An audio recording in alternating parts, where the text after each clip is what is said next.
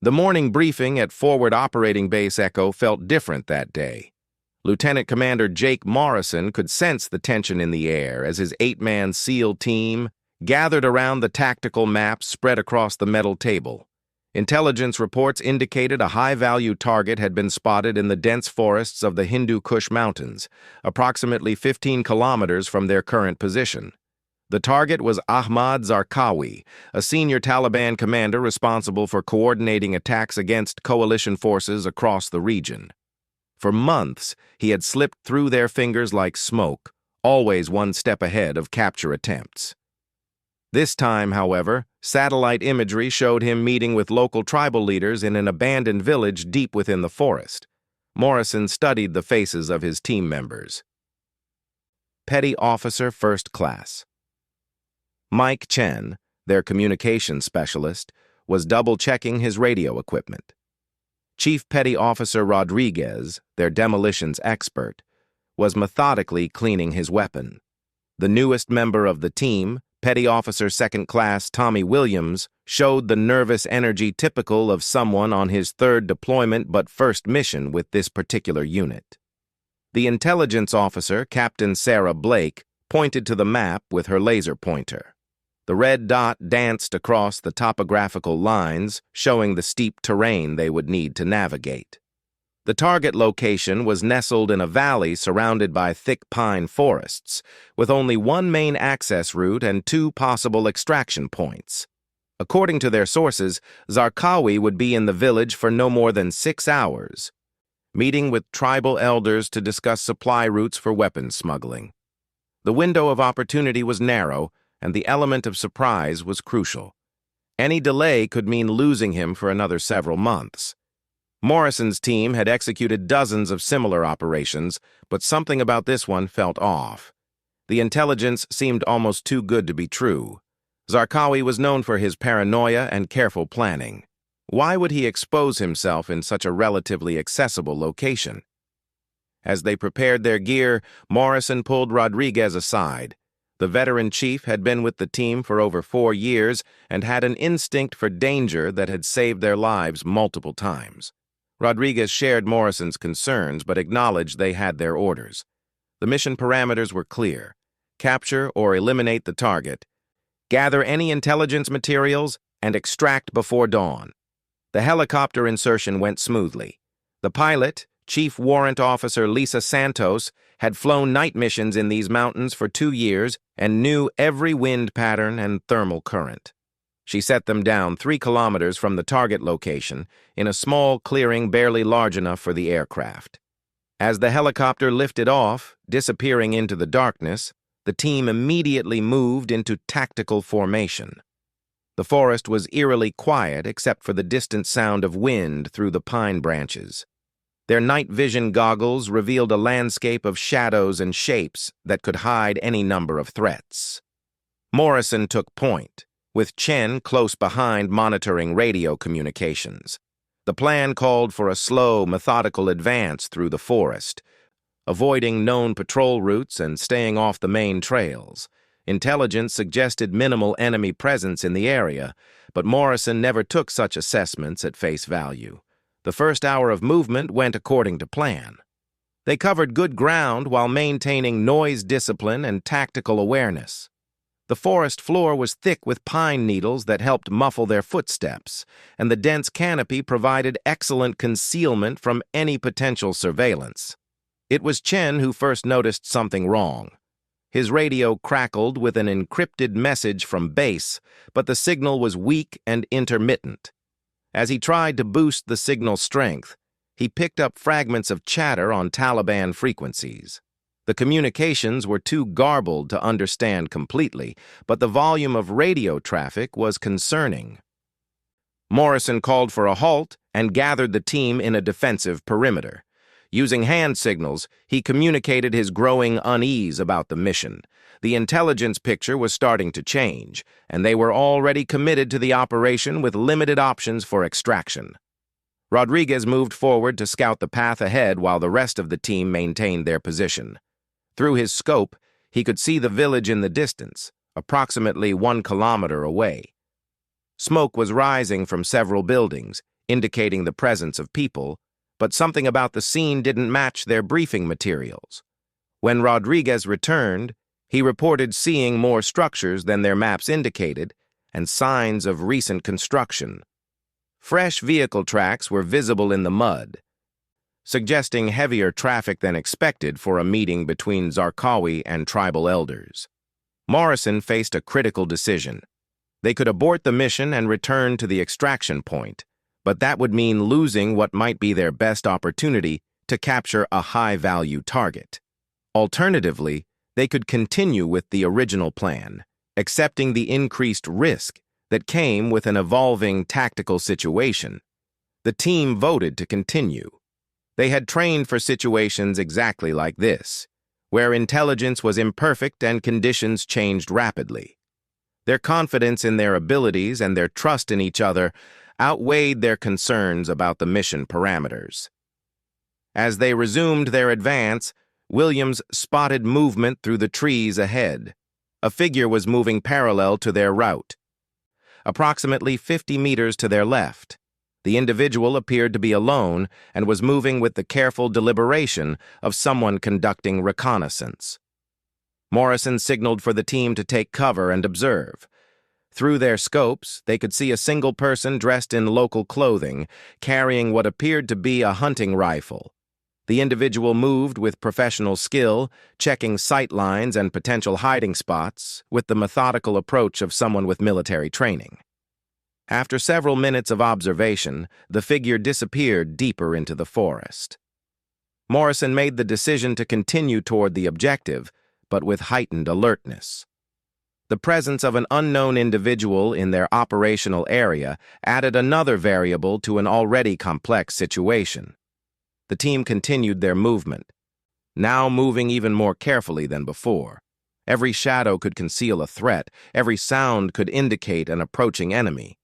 The psychological pressure was beginning to build as each team member wondered if they were walking into a trap.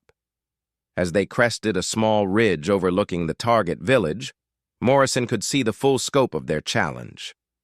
The village was larger than their maps indicated, with more buildings and what appeared to be defensive positions around the perimeter. Vehicle movements suggested a much larger presence than the small meeting they had been briefed to expect. Through his binoculars, Morrison could see armed guards posted at regular intervals around the village. Their positions were well chosen, with overlapping fields of fire that would make any assault extremely dangerous. This was not the lightly defended meeting location they had expected to find. Chen tried again to establish communications with their base, but the radio remained largely silent. The mountains were notorious for blocking radio signals, but the complete lack of communication was troubling. Without radio contact, they had no way to call for backup or request changes to their extraction plan. Morrison gathered his team for a final planning session before they committed to the assault. The tactical situation had changed dramatically from their original briefing, but they were professionals who adapted to changing circumstances. They would need to modify their approach, but the mission could still succeed if they executed properly. The plan they developed called for Rodriguez and two others to create a distraction on the far side of the village, while Morrison led the main assault team directly to the building where Zarqawi was believed to be meeting. It was a risky plan that divided their small force, but it offered the best chance of achieving their objective. As they prepared to move into their final assault positions, none of them realized they were already being watched.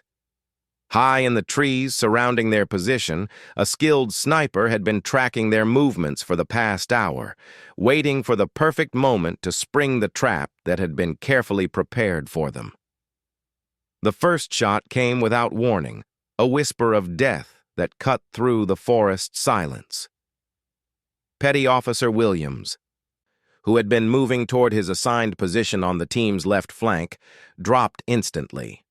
The distinctive crack of a high-powered rifle echoed off the mountainsides, but by then it was too late for Williams. Morrison's training kicked in immediately. He dove for cover behind a fallen log, his mind racing to identify the shooter's position. The shot had come from above, somewhere in the thick canopy of pine trees that surrounded their position. His team scattered, each man seeking whatever cover the forest could provide. Chen's voice crackled over their tactical radio network, confirming what they all feared. Williams was down, and there was no response to their attempts at communication. The young SEAL had taken a shot to the head, delivered with the precision of a highly skilled marksman. The wound pattern suggested a large-caliber rifle fired from an elevated position. Rodriguez immediately began scanning the tree line through his scope, looking for any sign of muzzle flash or movement. The shooter had chosen their position carefully, with multiple escape routes and excellent concealment. Whoever was hunting them understood military tactics and knew how to use the terrain to their advantage. Morrison tried to establish radio contact with their base, but the communications remained dead. They were on their own in hostile territory, facing an enemy who had demonstrated both superior position and deadly accuracy. The tactical situation had shifted from a planned assault to a desperate fight for survival. The second shot came 12 minutes later, just as the team was beginning to move toward what they hoped was a safer position. Chief Rodriguez had been leading the movement, using his experience to guide them through the forest, when the bullet found its mark. The veteran SEAL managed to call out a warning before collapsing behind a boulder. This time, Morrison caught a glimpse of the muzzle flash. The shooter was positioned in a massive pine tree approximately 200 meters uphill from their current position. The elevation gave the sniper a commanding view of the surrounding area and multiple angles of attack on any position the SEAL team might choose. Chen crawled over to Rodriguez's position, keeping his head down as he moved. The chief was still alive, but badly wounded, with a bullet that had torn through his shoulder and potentially damaged vital organs. He needed immediate medical attention, but any attempt to evacuate him would expose the team to additional sniper fire. Morrison faced an impossible decision. They could try to fight their way out of the kill zone, but that would mean leaving Rodriguez behind. They could attempt to locate and neutralize the sniper, but that would require splitting their already reduced force. Or they could wait for darkness and hope to slip away under cover of night. The sniper made the decision for them. A third shot shattered the bark of a tree just inches from Morrison's head, demonstrating that their current position provided no real protection. The shooter was methodically working to eliminate each team member and had the patience and skill to wait for the perfect shot each time. Petty Officer Jackson, their medic, managed to reach Rodriguez's position by crawling through a drainage ditch filled with mud and fallen leaves. His assessment confirmed their fears. Rodriguez was losing blood rapidly and would not survive without immediate surgical intervention. They needed to get him to a medical facility within the hour.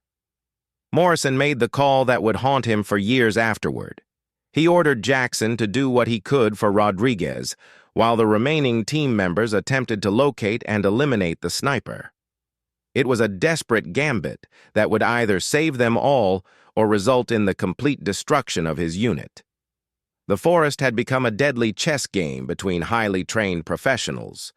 Every movement carried the risk of death. Every decision could determine whether his men lived or died. Morrison had led his team into what was clearly a carefully prepared ambush, and now he had to find a way to get them out alive. Chen volunteered to create a distraction while Morrison and the remaining team members attempted to flank the sniper's position.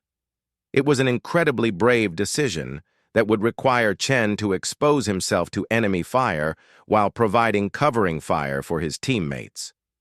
The communications specialist understood the odds but accepted the mission without hesitation. As Chen began his movement, drawing the sniper's attention with carefully controlled bursts of automatic weapons fire, Morrison could see the professional nature of their opponent. The return fire was measured and precise, designed to suppress Chen's movement without wasting ammunition. This was not a lucky amateur, but a trained military sniper. Morrison and Petty Officer Barnes began their flanking movement, using every piece of cover the forest provided. They moved in short rushes, covering each other as they advanced toward the sniper's suspected position. The thick undergrowth provided some concealment, but they knew the enemy sniper had night vision equipment and a superior vantage point. The fourth shot came as they were halfway to their objective. Morrison heard Barnes grunt and saw him stumble, clutching his leg as blood began to seep through his tactical pants. The bullet had passed through his thigh, missing the major arteries but causing significant tissue damage. Barnes was mobile but severely hampered. Morrison realized they were facing an enemy who was systematically destroying his team with the methodical precision of a professional killer. Each shot was carefully aimed and delivered at the moment when his men were most vulnerable. The sniper was not just skilled, but patient, waiting for the perfect opportunity each time. Chen's covering fire had stopped, and Morrison feared the worst. When he tried to raise the communications specialist on the radio, there was no response. The forest had fallen silent except for the sound of wind through the trees and Rodriguez's labored breathing from his position behind the boulder. Barnes insisted he could continue the mission despite his wound, but Morrison could see the blood loss was affecting his performance. They were down to 3 effective team members, facing an enemy who held all the tactical advantages. The mission to capture Zarqawi had become a fight for basic survival. Morrison made another desperate decision. He ordered Barnes to remain with Rodriguez and Jackson while he attempted to reach the sniper's position alone. It violated every principle of small unit tactics, but their situation had moved beyond conventional military doctrine. Someone had to break the stalemate before they all died in the forest. As Morrison began his solo movement toward the sniper's tree, he reflected on how completely their intelligence had failed them. This was not a random encounter with enemy forces, but a carefully planned ambush. Someone had known they were coming and had prepared accordingly. The question was whether the sniper was working alone or was part of a larger enemy force. The forest seemed to close in around Morrison as he moved through the shadows. Every step could be his last. Every sound might give away his position to an enemy who had already demonstrated deadly accuracy. He was betting his life and the lives of his remaining team members on his ability to outmaneuver a sniper who had proven superior in every engagement so far. Morrison's night vision goggles revealed a landscape of potential death. Every tree could hide the enemy. Every shadow could conceal a rifle barrel. He moved with the deliberate care of a man who understood that one mistake would result in his immediate death. Behind him, his wounded teammates waited for either rescue or the sound of the shot that would end their commander's life. Morrison moved through the forest like a ghost, using every skill acquired through years of special operations training. The sniper's position was approximately 50 meters ahead, high in an ancient pine tree that provided perfect concealment and multiple escape routes. He knew he would have only one chance to neutralize the threat before the enemy could eliminate him and finish off his wounded teammates. As he crept closer to the target tree, Morrison began to notice disturbing details about his opponent's preparation. The sniper had chosen a position that dominated the entire area, with clear sight lines to every possible approach route. Spent shell casings glinted in the moonlight, indicating the shooter had been in position for an extended period, waiting patiently for their arrival. The realization hit Morrison like a physical blow. This entire operation had been a setup from the beginning. The intelligence about Zarqawi meeting with tribal leaders was false. Someone had fed them deliberately misleading information, drawing his team into a carefully prepared kill zone. The sniper was not a random enemy combatant, but a professional assassin specifically positioned to eliminate American Special Operations Forces. Morrison's tactical radio crackled softly with Chen's voice. The communications specialist was still alive but wounded, having taken a bullet to his shoulder while providing covering fire. Chen reported seeing movement in the village below, suggesting the presence of additional enemy forces who were likely waiting to finish off any survivors of the sniper attack. The scope of the trap was becoming clear. Morrison's team had been lured into the forest by false intelligence, then systematically hunted by a skilled sniper, while additional enemy forces prevented any escape toward their original objective. It was a sophisticated operation that demonstrated detailed knowledge of American tactics and procedures. Morrison reached the base of the sniper's tree and began his climb. The thick bark provided good handholds, but every movement created the risk of detection. The sniper was approximately 15 meters above him, focused on the positions where his wounded teammates were sheltering. Morrison climbed in complete silence, controlling his breathing and moving only when wind through the branches would mask any sound. As he climbed higher, Morrison could see the sniper clearly for the first time. The figure was smaller than he had expected, dressed in local clothing but carrying professional military equipment. Through his night vision, Morrison could see the distinctive outline of a high-end rifle scope and the careful positioning that marked an expert marksman. Morrison was within 10 meters of his target when the sniper sensed his presence. The figure began to turn, bringing the rifle around toward Morrison's position. Morrison had perhaps 2 seconds to act before the sniper could acquire him as a target and fire. He launched himself upward, covering the remaining distance in a desperate lunge that would either save his team or result in his immediate death. The collision was violent and sudden. Morrison crashed into the sniper just as the rifle was coming to bear, sending both figures tumbling through the pine branches. They fought desperately as they fell, each trying to gain control of the weapon while gravity pulled them toward the forest floor 15 meters below. Morrison's first shock came when he realized he was fighting a woman. The sniper was female, approximately 25 years old, with the lean build and calloused hands of a professional soldier. She fought with the desperate skill of someone who understood that capture meant interrogation, torture, and eventual execution. They hit the ground hard, separated by the impact. Morrison's tactical vest absorbed most of the damage, but his opponent rolled away and came up in a fighting crouch, a combat knife gleaming in her hand. Her rifle had been lost in the fall, but she was far from defenseless. Morrison drew his sidearm, but the female sniper was already moving, using the trees as cover while closing the distance between them. Her knife work was expert, designed to disable rather than kill immediately. She wanted him alive, at least temporarily, which suggested she was under orders to gather intelligence before executing any survivors. The knife fight was brief but vicious. Morrison's opponent was faster than him, but his superior weight and strength gradually told in the close combat. When he finally managed to pin her against a tree, she spoke for the first time, revealing fluent English with only a slight accent that he could not immediately identify. She told Morrison that his team had been specifically targeted because of their success in previous operations. The false intelligence about Zarqawi was part of a larger operation designed to eliminate effective American Special Operations units. Morrison's team was not the first to be lured into such a trap, and they would not be the last. Morrison demanded to know who was behind the operation, but the female sniper only smiled.